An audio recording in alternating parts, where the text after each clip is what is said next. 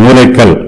அந்தப்படியே இதோ தெரிந்து கொள்ளப்பட்டதும் விலையேற பெற்றதுமாயிருக்கிற மூலைக்கல்லை சீயோனில் வைக்கிறேன், அதில் மேல் விசுவாசமாய் இருக்கிறவன் வெட்கப்படுவதில்லை என்று வேதத்திலே சொல்லி இருக்கிறது. இயேசு கிறிஸ்து ஜீவனுள்ள கல்லாக இருக்கிறார், அவரே மூலைக்கல்லாக இருக்கிறார். ஏசாயா தீர்க்கதரிசி இந்த சத்தியத்தை ஏற்கனவே முன் அறிவித்திருக்கிறார். ஆதலால் கர்த்தராகிய ஆண்டவர் உரைக்கிறதாவது, இதோ அஸ்திபாரமாக ஒரு கல்லை நான் சீயோனிலே வைக்கிறேன், அது பரீட்சிக்கப்பட்டதும் விலையேறப்பட்டதும் திட அஸ்திபாரம் உள்ளதுமான மூலைக்கல்லாய் இருக்கும். விசுவாசிக்கிறவன் பதறான். ஏசாயா 28:16.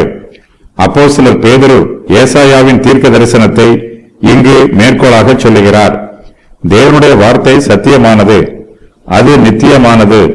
நம்முடைய எல்லா விவாதங்களையும் வேத வாக்கியமே சரியாய் தீர்த்து வைக்கும். நம்முடைய சுய ஞானத்தின் மேல் நாம் சார்ந்திராமல் தேவனுடைய வார்த்தையின் மேலேயே சார்ந்திருக்க வேண்டும்.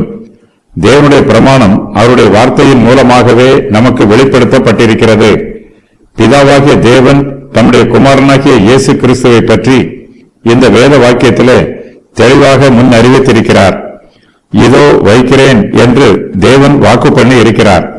கர்த்தராகிய இயேசு கிறிஸ்து சபைக்கு தலையாக இருக்கிறார். இது தேவனுடைய தெய்வீக தீர்மானம். கிறிஸ்து சபைக்கு தலையாக இருக்க வேண்டும் என்பதை தேவன் ஏற்கனவே முன் குறித்து முன் அறிவித்து இருக்கிறார். ஆகையினால் இயேசு கிறிஸ்துவை பற்றி சொல்லும்போது அவரை சீயோனில் வைக்கிறேன் என்று தேவன் தம்முடைய சித்தத்தை வெளிப்படுத்துகிறார். தேவனுடைய சபை அவருடைய ஆவிக்குரிய மாளிகையாக இருக்கிறது. தம்முடைய சபைக்கு பிதாவானவர் இயேசு கிறிஸ்துவை மூலைக்கல்லாக வைக்கிறார். இயேசு கிறிஸ்துவே பிரதான மூலைக்கல். மூலைக்கல் மாளிகையோடு பிரிக்க முடியாமல் இணைக்கப்பட்டிருக்கும். இயேசு கிறிஸ்து தம்முடைய சபையோடு இணைந்திருக்கிறார், விசுவாசிகளோடு ஐக்கியமாய் இருக்கிறார். மூலைக்கல் மாளிகையை தாங்குகிறது, மாளிகையை இணைக்கிறது, மாளிகையை அலங்கரிக்கிறது. நம்முடைய கர்த்தராகிய இயேசு கிறிஸ்து தம்முடைய சபைக்கு மூலைக்கல்லாக இருந்து சபையை தாங்குகிறார், சபையாரை இணைக்கிறார், விசுவாசிகளை அழகுபடுத்துகிறார். இயேசு கிறிஸ்துவின் சபை பரிசுத்தமான சபை. இதுவே அவருடைய ஆவிக்குரிய மாளிகை. பிதாவாகிய தேவன் இயேசு கிறிஸ்துவை தம்முடைய சபைக்கு மூலைக்கல்லாக தெரிந்து கொண்டார். கிறிஸ்துவாகிய மூலைக்கல் விலையேற பெற்றதாக இருக்கிறது.